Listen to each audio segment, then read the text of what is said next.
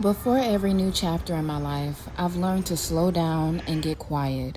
Lately, I've been thinking a lot about where this journey is taking me and who I'm becoming.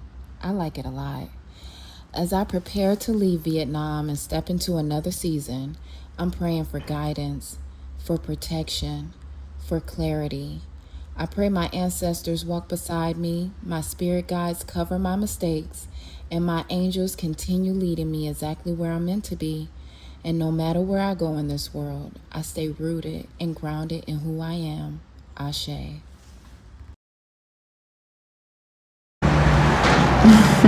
Hello. Good to see you again. It's been a while. What's been up? So, we are here in sunny, beautiful Cape Town, South Africa. Look, y'all.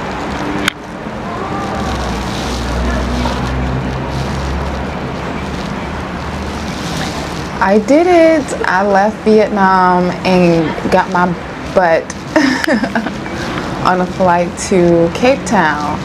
But before I left Cape Town, I definitely did some thinking, some reflecting, and it wouldn't be right if I didn't share what I learned during my 6 months in Ho Chi Minh City for the next people, right? Gotta do it for the next people. So while I was there, I did a countdown the last few days that I spent there. And I want to go over some things like affordability, housing, community. How is it there for women and black people, people of color? I got you. Stay tuned. If you're new here, I'm Ebony, and this is Rooted in Roaming, and this channel is about me. I am 37 years old, and I am from the US, and I travel with my 8-year-old son with the goal of finding the right place for us to live long term. That's the goal. So if that is what you're interested in, hit the like and subscribe button. But right now we're just gonna get into it, okay? So health. While I was there, I connected with a gym called Black Premier Fitness. It was right near my building where I lived, and I had a great trainer named Helen. She didn't start off as my trainer. I had someone else, and I didn't really like it, to be honest, but I had already prepaid for the sessions. That's how they get you.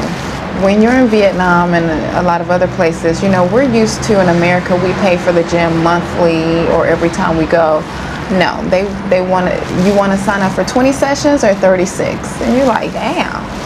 And they want their money up front. So since I had already paid for 20 sessions, I was like, let me just keep going. So I ended up with Helen. I highly recommend her. I will leave her WhatsApp number down there. But she was awesome. She was awesome. She worked with me. She didn't, you know, do all these crazy workouts that are meant for men. So I really, really enjoyed it. I think my health improved while I was in Vietnam because I was able to rest, for sure. It was my downtime. It was time to chill. But after a while, it certainly got boring. So, and I was all the way in District 9, so, which is very far. It's about an hour away from District 1, where all the cool malls are, all the, you know, the stuff is happening. The main events happen, like District 1, District 2, stuff like that. District 2 is really popular for expats. So if you're an expat, I recommend District 9, District 7, or District 2. Not District 1. District 1 is for tourists. That's where the hotels are. That's where it gets popping at nighttime. You don't want to go there. So my health, you know, I went to the gym. I finished up my sessions the last few days I was there. Walkability, definitely was doing that, running my errands. Food, I was dying the last week I was there. I was so over the food selection in Ho Chi in Vietnam. Like, first of all, I barely like Thai food, and I was in Thailand for a couple months, and I struggled with that, but I was able to find some things. But Vietnamese food is okay, and not obviously they like it. Obviously, it's really good to them, right? But if you come from a Western palate, you gonna get so sick of Vietnamese food, and there's not a lot of variety there. There's a couple of American diners, like one me and my son went to a few times. It's called Eddie's. Eddie's New York Diner is pretty good, but it's still not quite American prepared food. Like I got some, what did I get from there? A Philly cheesesteak. I got a Philly cheesesteak from Eddie's. I think the last time I went, and the cheese was like whiz cheese, and it was like, what the hell? This is not, but thank you. No thank you, right? So you're gonna get tired of the food. So learn how to cook. If you don't know how to already, you can download Shopee app or the Grab app and get groceries delivered to you. So you're not gonna starve. You may not have what you want to eat, but you're gonna eat at a good price. Now, community. The last few days I was in Vietnam, I got to say see you later, not goodbye, to some really cool people that I met. Kalisha and her family. Great. Say hello, Kalisha. So, what do you like about being in Vietnam, and what don't you like? Oh, you put me on the spot. Yes. Tell the people. All right. So far, as far as what I like, I'm sorry, what I like. I love the prices. The prices, obviously. The affordability of things. I love, actually, I'm the third, like, pretty, like, I want to say, like, family oriented. Like, Yeah. family stuff to do everywhere. We got a big family. That's club. That's true. That's true. It's very kid friendly. And how much were your nails? Oh, my nails, they was, how much were these? Were $32. 32. These acrylic. Okay. They were a little higher. They were a little higher. But I also got my toes and I got my daughter's nails and toes. All for $32. No, the whole thing was 60. $60 for acrylic nails, toes, and your daughter nails. Yeah, and I That's got not bad. gel. That's not bad. And I got a gel mani pedi for $17. $17, you know? So Yeah. that's what I am. That's what we were saying. We're gonna miss that about Vietnam. Yeah. But won't you miss about Vietnam? I'll tell you what I won't miss about Vietnam. Girl. Let's talk about it. Let's talk about. Oh man, I won't miss the stairs. The stairs. I won't miss like the, like I don't know, that awkwardness. I won't miss. In fact, the language barriers are sometimes. The language barrier. Okay, so people be like, well, it's disrespectful for you to go somewhere and not learn the language. And I'm trying. I genuinely am. But it's tough. hard. Yeah. You can learning enough. Like, I can see if you're trying to learn maybe Spanish or I don't know. That's it. Because we're more exposed to Spanish, it makes it easier for us. But when you hear some dong dong dong, you be like, what the hell is that? Yeah. Like I can't even. My mouth can't even form that. No, it's tough. I think that's something I was looking up. So I'm like, why is it so hard? Even reading it, I'll be like, I know I'm saying this so wrong. Okay. But I found out it's octaves. Like they speak in octaves, and like even that stuff. Like in American language, you can have whatever tone you want. Right. You know what I mean? But if I say Gamoon, it's different than Gamoon, Gamoon, Ga Ga. It's like so many different. Like God damn. Saying, I just really appreciate the community that I built so much, and a few other people that I didn't vlog about, but we went for a walk or met up for coffee or something before I left. And I didn't expect to have such strong community so quick in Vietnam. That was the best thing. Like the neighbors, the other expats I met, like was so cool. I met so many YouTubers. I met the Yarbrough there. Before I even knew who they were, I just met them walking, and So I'm really hoping that I can recreate that in South Africa, even better, if that's even possible. I was overwhelmed, to be honest with you. Because I came to Vietnam to rest. I had been traveling for 9 months with a little kid. I needed a break, and so I wasn't looking for community when I came to Vietnam. I would just want to be left alone. And looking back on that, I could have been a little bit more social, but I had to thyself be true. I couldn't go to every party. I couldn't go to every get together in the park. I couldn't talk on the phone all the time. That's just the season that I am in my life. I'm on a mission. So that is something that I reflect back on. I wouldn't say I'm antisocial at all. I'm just very intentional where I put my energy, because the older you get, the less energy and time that you have, and I just can't be putting my energy everywhere. So the people I met there, I still talk to them, of course, and we're gonna stay connected, so I appreciate it. I really do. Packing for Vietnam, packing to leave Vietnam. I started when I first decided to leave. It was probably like March. Yeah, like March-ish. End of March, early April, something like that. And I was like, okay, I've done this enough times where I know I need to purge. I need to give away stuff, throw away stuff, consolidate stuff, like stuff that we don't need, we're not taking with us. And me and my son, for the two of us, we have our whole life packed in 4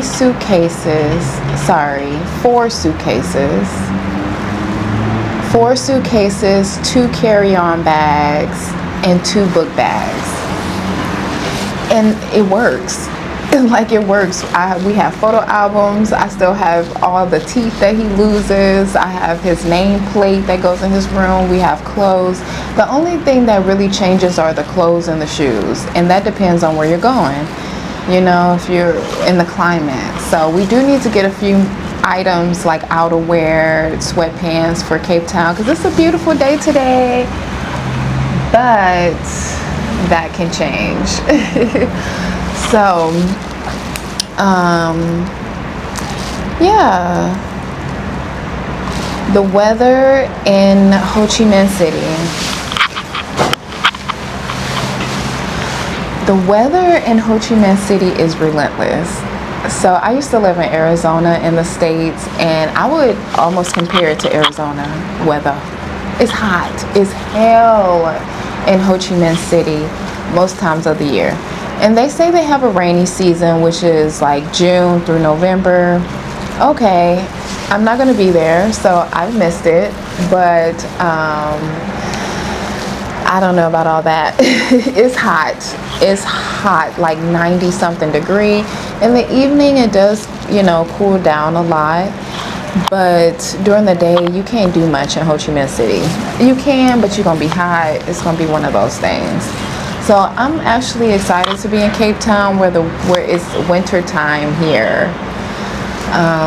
But it's nice. As you see, I'm in a cut-off crop top with this is my Vietnam outfit. I'm in linen. I'm just chilling. But it was raining a couple days ago. So the weather is more up and down here. Yes, the language barrier it got to be, I don't want to say it was too much, but it made my head hurt. So I've traveled, since we started moving abroad over a year ago. It's been a year. In March made a year. We've been to Costa Rica for 6 months, Colombia for a couple of months, Thailand, Vietnam, and now we're in South Africa. And it makes a difference when you know the language. And a lot of people was like, well, why don't you just learn the language? Baby, are you okay? You know you can't just learn a language like that, especially when you've been learning Spanish and English all your life. to go to learning Vietnamese, it's going to take a couple of years just to get the basic words. And then Vietnamese is very tonal. There's 15 ways that you could say okay. Okay, kai, kai, kai, kai, kai. Like they all mean different things. So I'll be saying kamun, which is thank you, and I'm probably saying something else, right? Do you really want to devote years, the rest of your life, learning something that you're never going to fit in? You're never going to fit in with these people. They may be interested in you because you do know their language, but you'll always be an outsider. And you're never going to get it right. You're still not going to be able to speak Vietnamese correctly. So, you know, when people was in the comments like, this is a great time for you to learn Vietnamese, that lets me know y'all ain't never went nowhere. Some people ain't never traveled, because it's not being insensitive. I'm not being insensitive when I say I'm not going to learn Vietnamese, because I'm only going to be here for a few months. I'm not going to be here for long term. And I could never really do it anyway. So I need to put my energy. Remember, I told you I'm really big on putting my energy in things that serve me, that's going to bring a reward, because I only got a little bit of it, right? Why would I put all that energy into that when I could do it for my business, for myself, for YouTube? Okay, so that's why I don't really reply to those comments, because I was like, you don't know no better. You don't know. But when we were living in Colombia, Costa Rica, of course, like I was on my Spanish, mostly because I knew a little bit about it. In the US, we learned Spanish at an elementary level, in high school and college, so it was familiar and it was easier. It was easy, like I could understand it. My brain could process Espanol. My brain cannot process Thai and Vietnamese and Japanese. Like that sound like a alien language to me, right? It don't even sound processable in my brain. So that's that. What else we want to talk about? Self-care. Before I left, I did all the things. I got my nails done. I got some facial skin treatments. I went to the chiropractor. I highly recommend Optimal 365, Dr. Elias as your chiropractor. He's from Texas. He's actually an American, and he's been doing it for 40 years. I have been to chiropractors all over the world for the last 8 years. Ever since I had my son, you know, I got that sciatica. I'm just not feeling the same. So for 8 years, I've been trying to find relief, getting x-rays, all of that. Nobody, I mean, like they gave me temporary relief, but I never had answers. So when I went to Dr. Elias, oh my God, he just told me things about myself. He was like, you missing a rib? Oh, I'm missing my T12 rib. He was like, oh, you're born without it.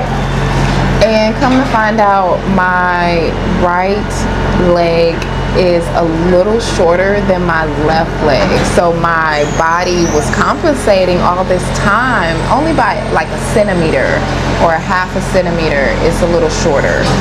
But you know, you could feel that. And I was like, oh my God, nobody ever told me that. So that was awesome to be able to get some answers. And I feel so much better. I really wish I could take Dr. Elias with me, but I'm gonna put Optimal 365's information in the description. Go there. My only regret is I did not discover them sooner. I discovered them April and I left in May. So I only got to see them about 5 times, but I feel so good. Okay, I feel so good. So I definitely recommend that. When you're in Vietnam, you gotta do all the things. You gotta get your nails done. You gotta do the facial treatments. You gotta do all that. It's here. It's nice.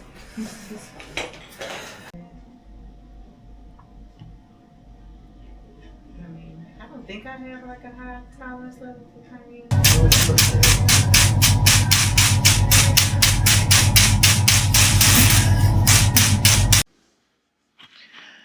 All right, what's up?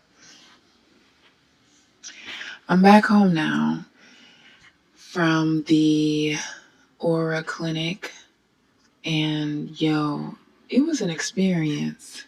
I have this mask on right now because they gave it to me. They was like, put this on tonight. And I was like, all right, my face is so sore. So let me tell you how it went.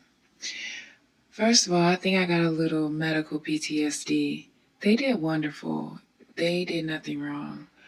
But I got a lot done. Okay? So it's hard for me to even remember because I was in so much pain. I was like, just get it over with. I had one more treatment done that I had paid for, and I was in so much pain. I was like, I got to come back and do this another day. So I have to do that before I leave. So welcome to the countdown. But back to my clinic visit today. I'm trying to get all my beauty treatments done before I leave Asia because this is the best healthcare in the world is in Asia. It is. Skincare is included, especially skincare. So I was like, let me go to the clinic and let me get my stuff done. Let me take this off. Okay. So I go today. First, the chiropractor was dope. I couldn't record in there. But Dr. Elios at Optimal 365 is phenomenal. Check him out. Like, he's an American doctor from Texas. He's been doing it for over 40 years. And when I say, like, he gave me answers to what my problems were. So, highly recommend them. I'll put them on the screen. And then I go to Aura Clinic. And I was just supposed to get a face peel, like a chemical face peel.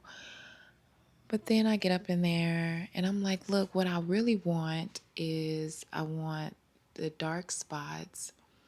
You know, like when you have acne outbreaks. Y'all excuse me. But you know, when you have acne outbreaks and then the acne goes away, but the dark spot still remains. Okay, I was like, I just want a chemical peel. And so they assessed me and they recommended a whole bunch of things. And so I can't even remember what happened. I know it sounds crazy, but it was just so much. All I remember was pain, my face hurts. So they took this laser and machine and they like lasered the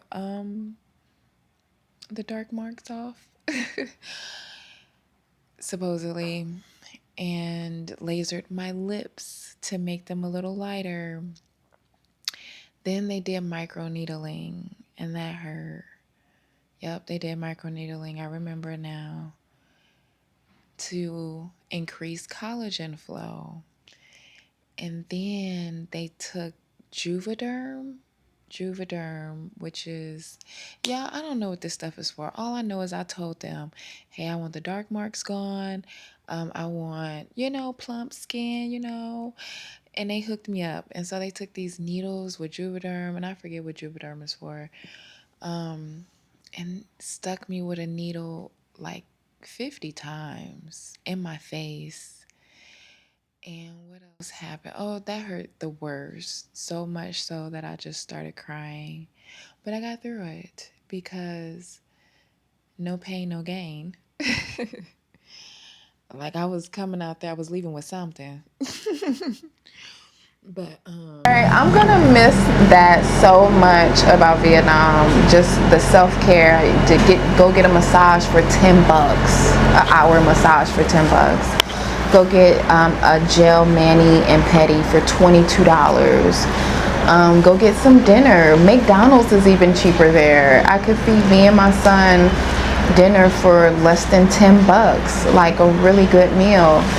And that is the thing I will miss about Vietnam. But it comes a point where you just got to make more money to live the life that you want to live. And I've come to that conclusion. Like, if I want to be somewhere where it's safe, good infrastructure, the language barrier is not there or very low, I can get around, I'm gonna have to make more money. So that's what it is. Asia is I think it's good for the backpackers. I think it's good for if you're on a budget. If you just want to get away, if you want to heal, if you want a rest period, it's good for that. But long term, would I live there in Asia? I don't see it. For the mere fact that there's just like this innate feeling that these are not my people. Like, this is a good vacation, this is a good experience just to say I did it, I've been somewhere. But to live, no, I don't recommend most black people to live in Vietnam or Thailand, Asia, period. You will never belong. Yeah, like logically, when I say that, you're like, yeah, I know, I'm from a different country, you will never belong. You will always have to really depend on the expats to help you, to be there for you. But the locals, you'll never know if you could really trust them. Y'all don't speak the same language, so the relationship is really superficial unless they speak some English. And their culture is just different. The way they think, the way they see the world is different. And it's not bad, it's just different. And that just makes you feel like these are not my people. They cool, but these are not my people. So overall, my 6 months in Vietnam was for rest. But now we in South Africa, we in Cape Town, and I've already met some cool people that I'm gonna share this experience with. And you stay tuned, hit that like and subscribe button, because we in Cape Town, Africa, and new content is coming. I'll see you soon.